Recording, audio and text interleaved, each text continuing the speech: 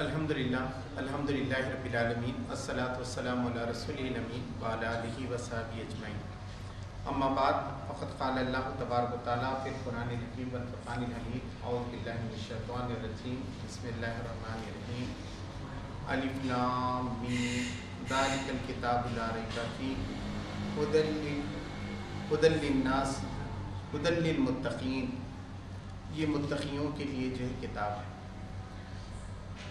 محترم مفتی عبداللہ صاحب، ہمارے قاری جناب عبدالغفور صاحب اور تمام بزرگ حضرات، نوجوان ساتھیوں، میں سب سے پہلے اللہ تبارک و تعالیٰ کا شکر ادا کرتا ہوں کہ اس نے ایک موقع دیا، زندگی دی، کہ جو سلسلہ تقریباً 2008 سپٹمبر سے شروع ہوا تھا، آج 30 نومبر جو ہے 2021 میں جا کر ختم ہو رہا ہے۔ تو اس کی اسپرٹ کیسا ملی؟ تو سب سے پہلے جب رمضان کا مہینہ چل رہا تھا، اس میں ہم نے فضائل رمضان پڑھے۔ تو رمضان کے فضائل رمضان میں بخاری اور مسلم کی یہ متفق حدیث معلوم ہوئی کہ جو بھی شخص، اللہ کے رسول صلی اللہ علیہ وسلم نے فرمایا کہ مسجد میں جائے اور 2 آیتیں لوگوں کو سمجھائے، اور انہوں نے اصحاب صفہ سے پوچھا تھا نبی کریم صلی اللہ علیہ وسلم نے کہ بتاؤ کہ تم میں سے کوئی شخص بازار جائے اور 2 سرخ اونٹنیاں خرید کر لائے، یعنی اس وقت بہت بڑا مال تھا، مطلب آج 1-1 کروڑ روپے میں ہو، ویسے 2 کروڑ روپیہ کما کر آ جائے۔ تو سب نے کہا کون نہیں چاہے گا کہ اتنا مال اس کو ملے اتنا۔ اللہ کے رسول صلی اللہ علیہ وسلم نے فرمایا کہ میں اس سے قیمتی چیز بتاؤں، وہ یہ ہے کہ تم میں سے کوئی شخص مسجد میں جائے اور 2 آیتوں کی لوگوں کے سامنے وضاحت کر دے، یہ ایسی 2 سرخ اونٹنیاں لانے سے زیادہ بہتر ہے۔ تو محسوس ہوا کہ یہ اچھا سودا ہے، کر لینا چاہیے، دل میں خیال پیدا ہوا۔ پھر مسجد کے اندر بھی ہمارے جناب محمد سلیم صاحب یہاں کے ذمہ دار تھے، وہ بھی دیکھ رہے تھے، تو انہوں نے کہا کہ آپ اتنا مہاراشٹر میں جاتے ہیں، بھارت میں جاتے ہیں، تو اپنی مسجد میں کچھ نہ کچھ تو ہونا چاہیے، آپ کو وقت دینا چاہیے، ہفتے میں 1 وقت تو وقت دینا چاہیے۔ تو میں نے تھوڑا سا ارادہ کر لیا۔ پھر جیسے کہ بتایا کہ قاری عبدالغفور صاحب نے ایک مرتبہ رمضان میں بہت اہمیت بتائی قرآن کی، اور کہا لوگ صرف رمضان میں پڑھتے ہیں اور رمضان کے بعد بالکل نہیں پڑھتے ہیں۔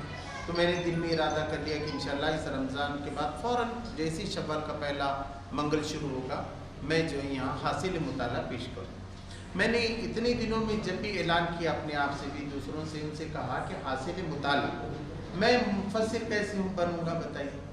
مفسر تو وہ ہوتے ہیں جن کو بہت سے علوم ہونا اور وہ تفسیر کریں، میں تو ان تفاسیر کا مطالعہ کر کے بتاتا ہوں کہ یہ تفسیر میں یہ چیز لکھی ہوئی ہے، یہ تفسیر میں یہ چیز لکھی ہوئی ہے۔ اس لیے یہاں جب بھی اعلان ہوا وہ حاصل مطالعہ کا ہوا۔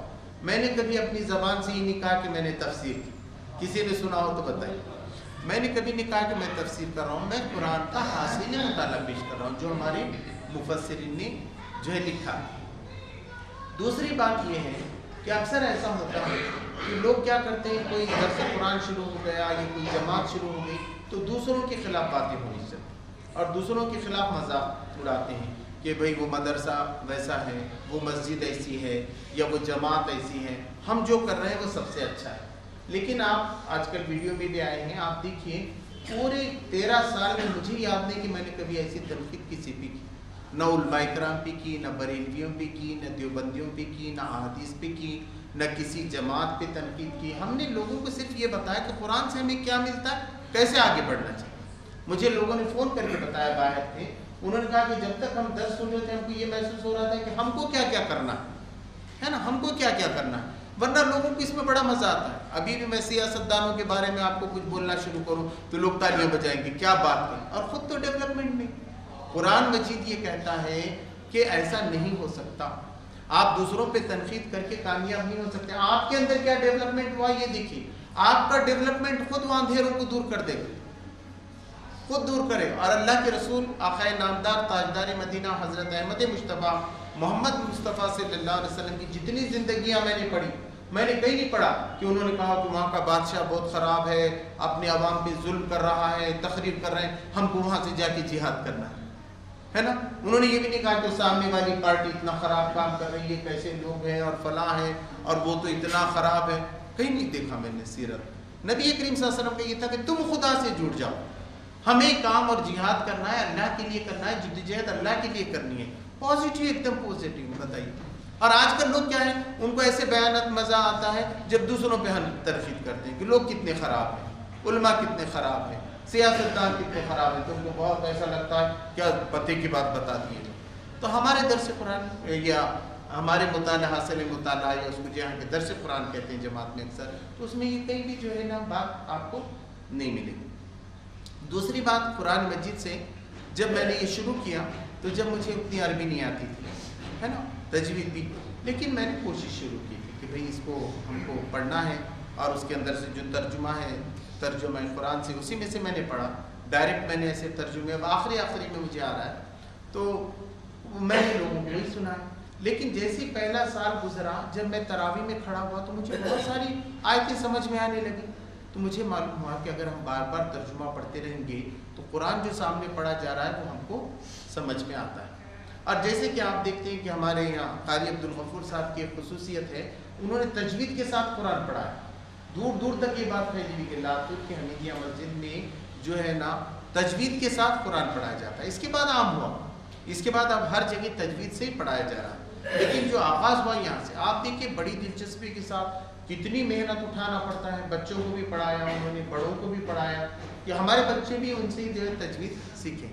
लेकिन मैंने यहाँ पहले बहुत कोशिश की थी अरबी सीखने की, तो मुझे मिनहाजुल अरबिया सिखा दिया गया था बेंगलोर ही में जब मैं इंजीनियर बन रहा था।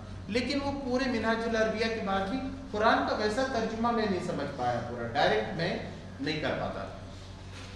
उसके बाद जब हम आगे बढ़े तो मुफ्ती अब्दुल्ला साहब दर्स देते थे तो बहुत अच्छा लगता था। लातूर में मैंने पहले मुफ्ती ऐसे देखा था कि जो डायरेक्ट जो है ना ये मुअर्रा कुरान लेकर बैठते थे और तर्जुमा करते थे।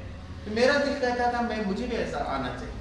मुझे क्यों नहीं आता ऐसा कुरान, कि वो कुरान अरबी का रखते हैं और पूरा तर्जुमा भी बोलते हैं। तो हम इंग्लिश सीख सकते हैं, मराठी सीख सकते हैं, तो अरबी क्यों नहीं है। तो मेरे दिल के अंदर जो है वो कोशिश होती थी कि दिल चाहता था कि ऐसा करूं। और जैसे इन्होंने कहा कि ये मोबाइल फितना है, तो मैंने मोबाइल से अरबी सीखी पूरी। उसके अंदर जो है सोहेल आमिर साहब के 85 कैसेट है। मैं तो कहता हूँ घर में काम करने वाली भी कोई औरत है, अगर उसको सुन लेगी तो वो कुरान को अच्छी तरीके से समझ जाए, अरबी समझना शुरू। इतना आसान अंदाज से इतना बेहतरीन किया, दुनिया में लाखों लोग उनसे जो है फ़ायदा उठा रहे। तो ये मोबाइल क्या है, हमारा दिल है ना। मेरे दिल में बार बार बुरे ख्यालात आ रहे हैं, तो मोबाइल क्या करेगा। मैं इसमें कुरान लाना चाह रहा हूँ तो किसका क्या।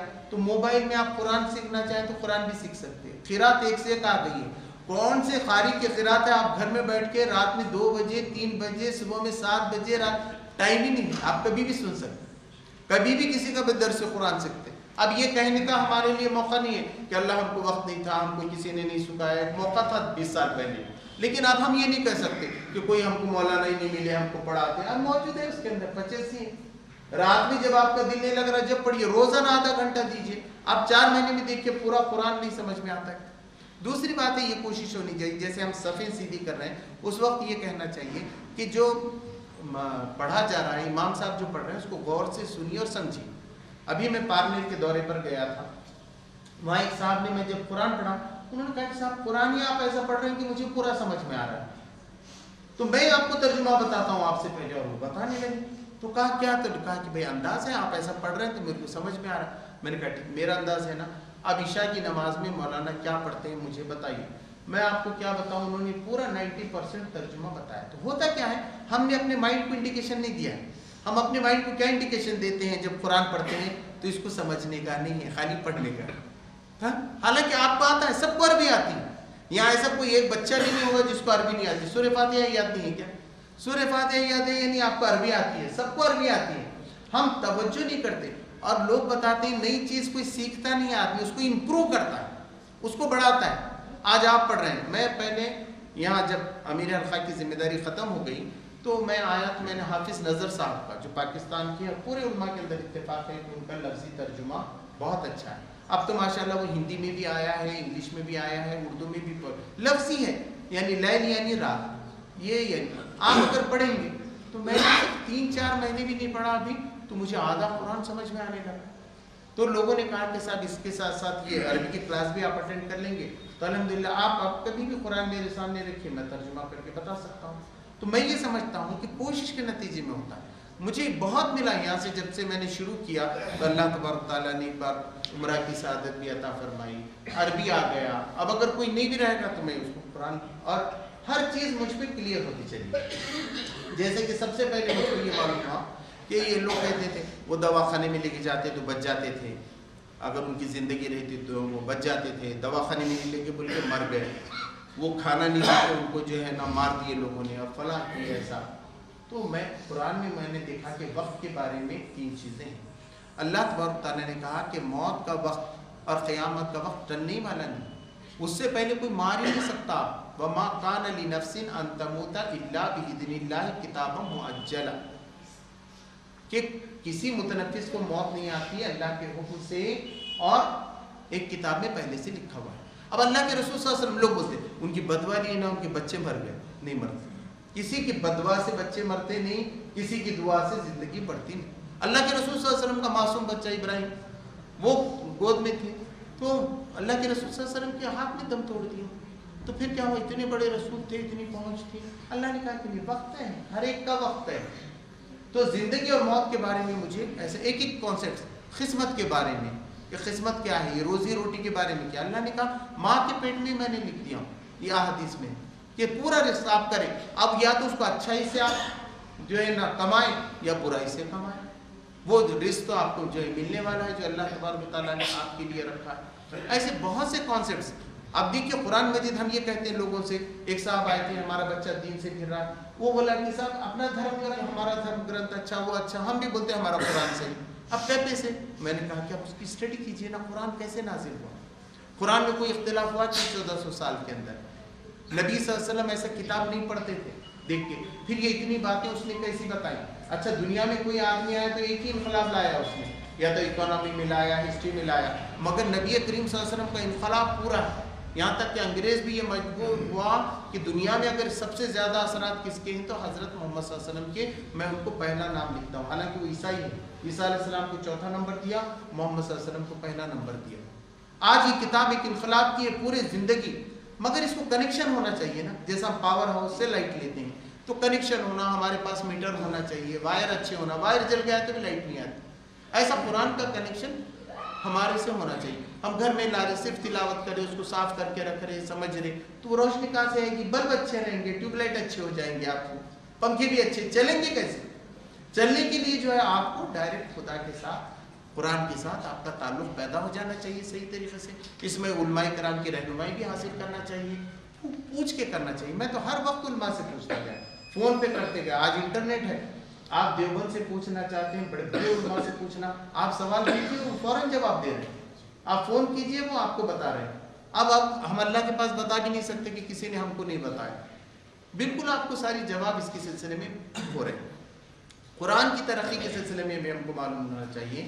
ایک صاحب نے مجھے وہ مظاہرات قرآن پاکستان سے کتاب PDF میں دی، وہ بھی میں نے پڑھا. اس کے اندر انہوں نے بتایا کہ جیسے یہ شروع ہو گیا قرآن مجید کی تفسیر کرنا جس کو کہتے ہیں، تو 1 صدی میں ایک تفسیر ہوتی تھی، پورے 100 سال میں ایک ہی تفسیر ہوتی تھی، پوری دنیا میں پھیل جاتی تھی ایک تفسیر. تو ایسا 1300 سال میں صرف 13 تفسیریں آئیں. مگر اللہ نے ایسا نواز دیا یہ جو 1400ویں صدی آ گئی، اس کے اندر 13 نئی تفسیریں آئی ہیں. ایک دم نئی 13 تفسیریں آئی ہیں پوری دنیا کے اندر. اور تفسیر یعنی کیا؟ ایک نئے انداز میں قرآن آج کیا چاہتا ہے وہ لوگ جاتے ہیں. اب تفہیم القرآن سے میں نے سب سے زیادہ فائدہ اٹھایا اپنی زندگی میں بھی، جو مولانا سید ابو العالیہ انہوں نے اس کو فروری 1942 میں شروع کیا تھا اور جون 1972 پورے 30 سال میں یہ تفسیر لکھی گئی. ایسے تدبر قرآن برسوں لگے. تبلیغ جماعت کے جو ہیڈ رہے اور جمعیت علماء کے ذمہ دار سعید احمد صاحب، جن کو سبحان الہند بھی کہتے تھے، جنہوں نے کشف الرحمان لکھے. یہ اس لاک ڈاؤن میں میری کشف الرحمان پوری ہو گئی. پھر جانا آنا نہیں تھا، میں نے کہا کہ کشف الرحمان پورا پڑھا. بہت زبردست تفسیر ہے، تو وہ تعلق رکھتی ہیں ہم سے. انہوں نے بھی لکھا اور ان کی یہ تفسیر 1958 میں ختم ہو گئی، کیونکہ میری پیدائش 1958 کے تو مجھے یاد رہے گا. چھپتے چھپتے کتنی مشکل ہو گئی، جب تک وہاں چھپائی کی کتنے مشکلات تھے. تو دنیا ترقی کر رہی ہر زبان میں. آج جو ہے نا پوری دنیا کے اندر 250 سے زیادہ زبانوں کے اندر قرآن مجید موجود ہے. تو یہ قرآن کی جو ہے بہت زیادہ خوبیاں ہیں. دوسری بات میں اپنی بتانا چاہوں گا کہ میں یہاں صرف یہ نہیں کر رہا تھا کہ آیا درس قرآن دے دیا، گھر میں تیاری کر لیا، کچھ کتابیں پڑھ لیا، آ کی کتابوں میں کوئی بات سمجھا دیا. نہیں، ایسا نہیں ہوا. میں نے جب یہ شروع کیا تو میں جماعت اسلامی کے حلقے مہاراشٹر کا معاون امیر حلقہ تھا، اور اس کے بعد 7 سال امیر حلقہ رہا. تو ہم یہ قرآن کو پوری دنیا میں نافذ کرنے کے لیے ہم نے کوشش کیا. کئی بھی انسانی حقوق متاثر، ان کے لیے ہم نے APCR بنائی، association for the protection of civil rights, جس کے ہمارے شیخ آروائی صاحب جو جج صاحب یہاں کے ذمہ دار بھی ہم لاتور کے. تو کہیں بھی ایسا کوئی کچھ ہو ہم اس کی ذمہ داری لیتے ہیں، یہ ہماری باڈی اور کام کرتی ہے. ہم یہ کہتے ہیں کہ سود لینا اللہ اس کے رسول صلی اللہ علیہ وسلم کے خلاف جنگ ہے. اب اس کو مٹا کون رہا ہے؟ ہم سب یہ مسجد میں کتنا بھی بیٹھے اور سود بہت خراب ہے سود، تو پھر یہاں قائم کیوں نہیں، پھر غیر سودی بینکنگ کیوں نہیں قائم ہو رہے ہمارے پاس؟ نافذ کرنا ہے، یہ اس کچھ ہم دین سمجھتے. آج ہو گئی ہے قرآن، تکمیل قرآن کی ہو گئی تو ہم سمجھتے ہو گیا دین. اس کو باہر نافذ ہونا ہے. الحمدللہ یہاں یونٹی کے نام سے غیر سودی سوسائٹی کام کر رہی ہے، اور پورے مہاراشٹر میں ہم یہ کوشش کر رہے ہیں، پورے بھارت میں یہ کوشش کر رہے ہیں. SBI میں بھی لایا گیا تھا، لیکن اس کو پورے بھارت میں نافذ کرنا ہے. ہم قرآن یہاں پڑھ رہے ہیں، خالی درس نہیں دے رہے، خالی ہم مطالعہ قرآن نہیں کر رہے، زندگی میں کرنا ہے. خواتین کے حقوق ہیں، کتنے خواتین کو ہم نے بتایا کہ تمہارے حقوق کیا ہیں. GIO ہے، SIO ہے، نوجوان، ان کی زندگیوں میں کیا کرنا. اور آج کل میں بزنس کے بارے میں بتا رہا ہوں کہ ہر آدمی کیسے بزنس کر سکتا ہے. کیا قرآن پڑھنے والے بزنس نہیں کر سکتے؟ صاحب آپ بزنس نہیں کر رہے تھے، مگر ہمارے پاس ایسا ہوا جو قرآن پڑھ رہا ہے وہ بزنس نہیں کر رہا، اور جو بزنس کر رہا ہے وہ قرآن نہیں پڑھ رہا. تو اب وہ بھی تباہ ہونے والا ہے، ان کی بھی پریشانی. تو ہم یہ چاہ رہے ہیں کہ اس کا کل ہم نے یہ مچھلیوں کا پروجیکٹ لیا، ماجرگاؤں میں وہاں لے کر گیا. 35 سال سے مچھلیوں کا کاروبار ہو رہا ہے. سب بتائیں کہ مچھلی کیسے بنانا چاہیے. گورنمنٹ اس کے اندر سبسڈی دے رہی ہے. 25 لاکھ میں سے اگر آپ اپنے گھر کے بھی پیسے لگا رہے ہیں تو 10 لاکھ گورنمنٹ دے رہی ہے. تو گورنمنٹ آپ کو کیا فیسلٹی دے رہی ہے یہ بھی ہم کو نہیں معلوم. بہت فائدے ہیں. آپ قرآن سمجھیں گے، آپ دین کے بارے میں سمجھیں گے تو ساری چیزوں کی طرف آپ کی نگاہ ہو. ایسی جماعت کی طرف سے بھی اب جو بیمار ہو جاتے ہیں تو لوگ آتے ہیں، چندہ ہے کیا ہمارا بچہ پریشان ہے، کچھ نہیں. ہم نے ایسی 4 سسٹم بنا دی ہے مہاراشٹر میں، ہر طریقے کا علاج وہاں ہوتا ہے، گورنمنٹ کی طرف سے سہولت ملتی ہے. میں بتا رہا ہوں کم سے کم کروڑوں روپے کا ہر سال ہمارے پاس کام ہوتا ہے، لوگوں کو مدد ملتی ہے. لوگ واقف نہیں کہ جماعت کا استعمال کیسے کرنا چاہیے، اجتماعیت کہاں کہاں رہنا چاہیے. تو یہ ساری چیزیں پریکٹیکل کے ساتھ ہماری جو ہے تعلق رکھتی ہیں. اور عربی سیکھنے کی میں بتا رہا ہوں بہت آسان ہے. آپ حافظ نظر احمد صاحب کا ترجمہ لیں گے تو آپ کو آئے گا. سہیل عامر سہیل کے 85 کیسٹ ہیں، اس کے اندر ایپیسوڈ ہیں 30 آپ پڑھ کے دیکھیے، آپ گھر میں دیکھیے اس کو، آپ کو قرآن سب سمجھ میں آئے گا. مجھے اس کے سارے معلوم ہو گئے کہ یہ مرکبی توصیفی ہے کہ مرکبی اضافی ہے، اس کا معنی کیا ہوتا ہے، ان آنے کے بعد کیا ہوتا ہے، نصب میں کب جاتا ہے، جر میں کب جاتا ہے. یہ سب تھوڑا تھوڑا کر کے آپ کو سب معلوم ہو جائے. اور اس کا آسان طریقہ کیا ہے، روز تھوڑا تھوڑا، روز ایک لفظ آپ معلوم کر لیں. بھائی آج رات ہے، رات کو لیل کہتے ہیں، دن کو نہار کہتے ہیں. حمد تعریف کو روزانہ آپ انگلش پڑھتے یہ پڑھتے، آپ ایسا کریں گے پورا قرآن آپ کو سمجھ میں آئے گا، نماز سمجھ میں آئے گی، آپ کی زندگی بدل جائے گی. سب کے لیے ضروری ہے. ہم بغیر دیکھیے، اگر کوئی ڈاکٹر بغیر پڑھے انگلش میں علاج شروع کر دے تو کیا ہوگا؟ انگلش کا مطلب نہیں سمجھ رہا، اب علاج کر رہے تو کیا ہوگا؟ بہت مشکل. اگر وہ بھول گیا، کوئی نس کدھر سے نکلتی بھول گیا، آدمی مر جاتا ہے. ویسا کوئی عالم دین بھی بھول گیا نا دین میں کیا ہے، لوگوں کا ایمان ختم ہو سکتا. تو خود بھی معلوم رکھنا چاہیے نا کہ بھئی اس سے کیا تعلق ہے، یہاں ایسا ہوا کہ نہیں ہوا. تو جب یہ دین عام ہوگا، جب اقامت دین ہوگی، ہم مسلمانوں سے نکلیں، یہاں سے کوئی ہم کو نکال نہیں سکتا. اگر ہم دین پہ قائم ہیں، اگر ہم قرآن پڑھ رہے ہیں، احادیث پڑھ رہے ہیں، پھر اس کے اندر جو اجتماعیت کی اہمیت بتائی گئی ہے، تو ہم نے یہی بتایا کہ ہم کسی کے خلاف ہم نے نفرت نہیں پھیلائی، کسی کے خلاف بری بات نہیں کہی. ہم ابھارتے ہیں کہ تم خود پڑھو.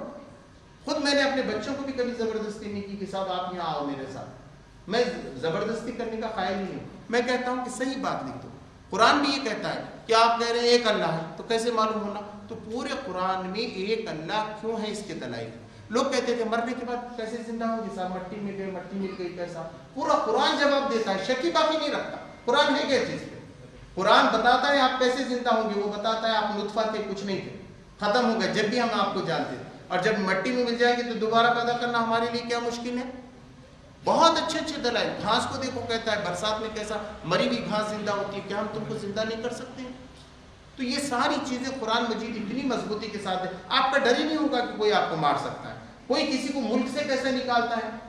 پڑھیے آپ قرآن مجید، اللہ کہتا ہے کوئی ایک دو فرد کو تو نکال سکتا ہے ایک آدمی کسی ملک سے، مگر کسی قوم کو نہیں نکال سکتا اگر وہ سچی ہے، اچھی قوم ہے۔ تو اللہ کہتا ہے ایسے موقع پہ نکالنے والوں کو ہی ہم ختم کرتے ہیں۔ سورہ ابراہیم میں آپ پڑھی، تو آپ کو ڈر نہیں ہونا چاہیے NRC آ گیا ایسی ہے، کوشش ضرور کرنی چاہیے ہم، لیکن قرآن کی بات آپ رکھیں گے تو اگر اللہ جس کو یہاں رکھنا چاہا اس کو کون نکال سکتا ہے؟ مجھے بتائیے۔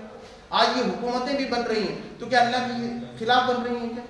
اللہ نہیں چاہتے تھے مگر ہمارے پردھان منتری بن گئے، ایسا نہیں ہے، اللہ ہی نے ان کو بنایا۔ اس لیے اللہ سے پناہ مانگنا کہ اللہ تو نے جس کو بنایا ہے اس کی شر سے ہم کو پناہ دے، یہ بات۔ اور آپ کو کیوں نہیں مل رہی؟ اللہ کی پارشلٹی نہیں ہے۔ اللہ نے کہا کہ بھئی آپ صحیح کام کریں گے نا آپ کو فائدہ ہے، جیسے ٹائم کی پابندی۔ اب ہماری ٹرین دیکھیے لاتور کی ٹھیک وقت پہ نہیں آئے گی، بمبئی میں گئے بہت آسانی سے 17 کی 17 پہ آئے گی، لیکن آپ یہ انگلینڈ، امریکہ، آسٹریلیا میں دیکھیں گے 1 سیکنڈ کی ضرورت وہ فرق نہیں پڑتا، تو وہ لوگ کامیاب ہیں پوری طریقے سے۔ مگر اب نماز ہماری ہے، دیکھیے 5 وقت ہم نماز پڑھیں، صبح میں 5:10 بولے تو 5:10 پہ جمع، 1:15 پہ بولے تو 1:15، اب یہاں 6:20 پہ بولے تو 6 5 وقت کی نماز طے ہے۔ اس کے باوجود بھی اگر ہماری زندگی میں ٹائم کی پابندی نہیں آئی تو پھر کیا ہے؟ کیا ہوا مجھے بتائیے۔ ایک نمازی ہے مگر اس کی زندگی میں ٹائم کی پابندی نہیں آئی، افطار بھی وہ دیکھ کے کرتے رہا 6:23 پہ کرنے کا ہے، سحری کا وقت 5:15 تک 13 تک سب دیکھ رہا، مگر زندگی میں جو ہے نا ٹائم کی پابندی نہیں آئی، تو اللہ کہے گا میں کیا کروں؟ اب میں نے تو اتنی ٹریننگ کرائی تھی تمہاری، لیکن تمہاری تو جس کو آیا، امریکہ والوں کو آ گیا، انگلینڈ والوں کو میں ان کو نواز رہا ہوں۔ غور و فکر، قرآن اللہ تبارک تعالیٰ یہ کہتا ہے کہ ہم نے یہ قرآن تمہارے غور و فکر کے لیے عقل کے ساتھ، اللہ تبارک تعالیٰ عقل کو دعوت دیتا ہے، تم کو نہیں سمجھ میں آ رہا کیا؟ ایسا بغیر سمجھنے سے کچھ ہو سکتا ہے کیا؟ اللہ نے سمجھنے کے لیے تم کو پیدا کیا تھا، تم نہیں سمجھے، اب نقصان نہیں ہوگا کیا تم کو؟ کسی عالم کے بارے میں، کسی جماعت کے بارے میں کوئی بھی کچھ کہہ رہا ہے تو کیا ہم عقل سے کام نہیں لیتے؟ اللہ نے عقل نہیں دی ہم کو، نہیں انہوں نے مجھے بہکایا، تو شیطان تو بہکاتا تھا۔ ہم کو اپنی عقل سے کام لینا چاہیے۔ قرآن یہ کہتا ہے میں نے تمہیں عقل دی ہے، میں تمہارا حساب لینے والا، پہنچا دینا تمہارا کام۔ اور اتنا ہی نہیں، ابھی برادران وطن کے میں نے ابھی پورے 10 دن کے دورے کی، پورے پولیس اسٹیشنز کے دورے کیے، پورے غیر مسلموں کو ہم نے بتایا کہ توحید کو ماننا کیوں ضروری ہے، رسالت کو ماننا کیوں ضروری ہے، آخرت کو ماننا کیوں ضروری ہے، ایمان لانا کیوں ضروری ہے، کیا بغیر ایمان لائے ہمارا ملک اچھا ہو سکتا ہے؟ وہ لوگوں نے بہت غور سے سنا، کمشنر کے سامنے میں نے جا کر بات، تو یہ دعوت کا کام ہے، یہ سب کریں گے، اس کے ساتھ یہ درس قرآن ہے۔ میں یہی ہم سب سمجھ جائیے، سب تفسیر پڑھنے والے ہو گئے، ہم نے اگلے رمضان تک 200 قرآن ختم کر دیے، تو دنیا میں تبدیلی آئے گی کیا؟ آپ کو جا کے کام کرنا پڑے گا۔ دین یہ کہتا ہے کہ یہ دین نافذ ہونے کے لیے آیا ہے۔ نبی صلی اللہ علیہ وسلم غار ہیرا سے آئے تو پھر غار ہیرا میں نہیں گئے، دنیا میں گئے اور پوری دنیا کو بدل دی، یہاں تک آ گئے۔ اور یہ کعبۃ اللہ کا حصہ ہے، ہر مسجد کعبۃ اللہ کا حصہ ہے، اتنا پھیل گیا۔ آپ کہیں بھی دنیا میں نماز پڑھیے، کعبہ کی طرف آپ کی ہو جائیں گے۔ اللہ نے پوری زمین کو کعبہ بنا دیا، پوری زمین کو آپ کی عبادت کے لیے بنا دیا، کوئی معمولی بات ہے؟ نبی صلی اللہ علیہ وسلم نے 5 وقت کی نمازیں، آج بھی 5 وقت کی نماز، اذان جیسی تھی ویسی اذان آج مضبوط ہے۔ اور اللہ تبارک تعالیٰ ایک موقع دیتا ہے، ٹیمپرری موقع دیتا ہے کہ میں نے تم کو پیسے دیا، آپ استعمال ہی نہیں کریں، میں بولتا ہوں لاؤ۔ اللہ نے ایسا قرآن ہم کو دیا، اگر ہم نہیں کریں گے تو اس قرآن کی چھینے جانے کا اب وقت آیا ہے۔ اللہ دوسرے قوم کو دے دے کہ بھئی آپ کو ضرورت ہی نہیں ہے، آپ کے پاس قرآن رہ کے کوئی فائدہ ہی نہیں نا، آپ کیا فائدہ اٹھا رہے ہیں بتائیے؟ آپ کو ضرورت ہے کہ اس کی؟ تو اللہ تبارک تعالیٰ اس سے جو ہے ہم کو بچائے، اور جو کوششیں بھی ہیں اس کو صحیح رخ پہ کرنے کی کوشش فرمائے۔ میں نے تو غلطی پوری کوشش کی ہے کہ اپنے طرف سے کوئی غلطی نہیں کرے۔ کون نادان کرے گا قرآن میں غلطی، اور کون جو ہے آخرت کا عذاب کو کرنے کی کوشش کرے؟ لیکن خدا نخواستہ کوئی چوک بھول کر غلطی بھی ہو تو اللہ تبارک و تعالیٰ میری ان غلطیوں کو معاف فرما دے۔ آپ نے بھی کہیں محسوس کیا ہو تو ضرور مجھے توجہ دلائیے، میں اس کو درست کرنے کی کوشش کروں گا۔ اللہ ہم سب کی کوششیں، جو لوگ یہاں مستقل آتے رہے 13 سال سے، بتائیے اللہ تبارک تعالیٰ ان کے گھروں کو برکت سے نواز دے، ہم سب کے جو شریک ہیں سب کے برکتوں سے نواز دے، مصیبتوں کو دور کر دے۔ انشاءاللہ مفتی صاحب دعا کریں گے، پھر انشاءاللہ اس کے بعد جو اس کا اختتام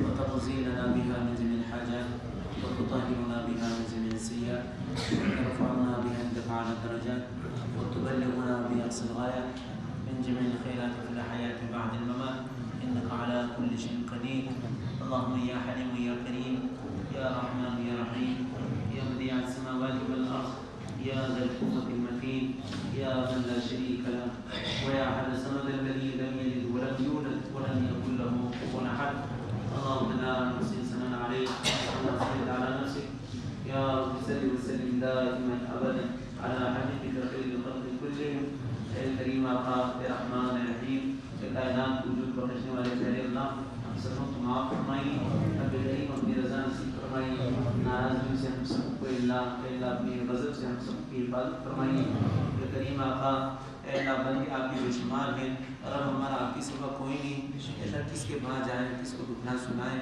کس سے فریاد کرے رب کریم آپ ہی تنہا ہیں ہمارے اللہ آپ بھی ہماری ماوا ہیں آپ بھی ہمارے ملجا ہیں رب کریم ہماری تمام ضرورتوں کو خزانہ غیب سے پورا فرمائیے انفرادی ضرورتیں ہو اجتماعی ضرورتیں ہو مولا ہم سے زیادہ آپ کو جانتے ہیں سبوں کو اپنے خزانہ غیب سے پورا فرمائیے سب سے بڑی چیز ہے اللہ جو ہم آپ سے مانگتے ہیں اے اللہ اپنا تعلق ہم سبوں کو نصیب فرمائیے اپنی حقیقی معرفت عطا فرمائیے آپ کا جو کلام پاک آپ نے ہمیں دیا ہے یقیناً یہ اللہ عظیم الشان کلام ہے یہ ہمارے لیے بڑی نعمت عظمیٰ ہے رب کریم ہماری غفلت یہ رہی نہ ہم نے قرآن کو پڑھا نہ ہم نے قرآن کو سمجھا رب کریم اللہ اس غفلت سے ہماری اللہ ہم تائب ہیں اللہ ہم کو معاف فرمائیے آئندہ کے لیے اللہ قرآن کریم کو پڑھنے والا بنائیے قرآن کریم کا عاشق بنائیے قرآن کریم کا عامل بنائیے قرآن کریم کا داعی بنائیے رب کریم قرآن کریم کا فہم نصیب فرمائیے اے اللہ یہ سنہرا سلسلہ اے اللہ جو کئی سالوں سے جاری تھا یقیناً مولا یہ آپ ہی کے توفیق سے تھا جو کچھ ہوا مولا آپ کے فضل سے ہوا جو کچھ ہوگا مولا آپ کے فضل سے ہوگا مولا آئندہ کے لیے بھی اے اللہ اپنا فضل شامل حال فرمائیے اے اللہ جو کچھ بھی اللہ یہ سلسلہ چلا بڑی محنت اور صحبتوں کے بعد بھی اللہ یہ سلسلہ چلتا رہا مولا اس سلسلے کو بھی انتہا قبول فرمائیے اے اللہ اس میں اللہ کوئی خامی کوتاہیاں ہوں تو اپنے فضل سے اللہ اس کو معاف فرمائیے اے اللہ ہم سبوں کو بھی اللہ قرآن کریم کا شوق نصیب فرمائیے قرآن کریم کی تلاوت سے قرآن کریم کے اللہ تعلیمات سے ہم سبوں کو وابستہ فرمائیے اے رب کریم اے اللہ ہماری دنیا میں بہتر بنائیے آخرت کو بھی ہماری بہتر بنائیے اے اللہ ہمارے لیے سب سے بڑا مسئلہ آخرت کے اللہ مراحل کا مسئلہ ہے اللہ آخرت کے تمام مراحل کو ہمارے لیے آسان فرمائیے رب کریم آخرت کے تمام مراحل کو آسان فرمائیے اتنا بڑا مجمع آپ کے سامنے اللہ ہاتھ اٹھائے ہوئے ہے مولا قرآن میں آپ ہی نے تو فرمایا وَأَمَّا السَّائِلَ فَلَا تَنْهَرْ مانگنے والا جب آپ کے در پر آئے تو اس کو مت جھڑکیے مولا ہم سب آپ کے در کے بھکاری ہیں رب کریم ہمیں مت جھڑکیے مت محروم کیجیے اے اللہ ہماری تمام ضرورتوں کو اللہ پورا فرمائیے ہماری آخرت کے تمام مراحل کو ہمارے لیے آسان فرمائیے حساب و کتاب کو آسان فرمائیے اے اللہ ہم سبوں کو اللہ جنت الفردوس عطا فرمائیے اللہ عذاب جہنم سے ہماری حفاظت فرمائیے عذاب قبر سے حفاظت فرمائیے اے اللہ اس وقت میں امت کی جو پستی ہے اے اللہ اس وقت میں اللہ امت کا جو کرب ہے مولا آپ اسے بخود واقف ہے اے اللہ مسلمانوں کی اللہ مدد فرمائیے اللہ مسلمانوں کو غلبہ عطا فرمائیے اے رب کریم دنیا کے کسی کونے میں بھی اگر مسلمان مظلوم ہے مولا ان کے اللہ قدرت نصرت فرمائیے اے رب کریم اس ختم قرآن کی برکت سے اللہ ہماری بھی جو بھی جائز تمنا ہے مرادیں ہیں مولا ان سبوں کو اللہ اپنے خزانے غیب سے پورا فرمائیے اللہ ہم میں آپس میں اتحاد نصیب فرمائیے آپسی اختلافات کو اللہ ہم سے دور فرمائیے اے اللہ ایسے موقع پر پیارے آقا صلی اللہ علیہ وسلم نے جو خیر خوبیاں مانگی ہیں سبوں کو خیر خوبیاں عطا فرمائیے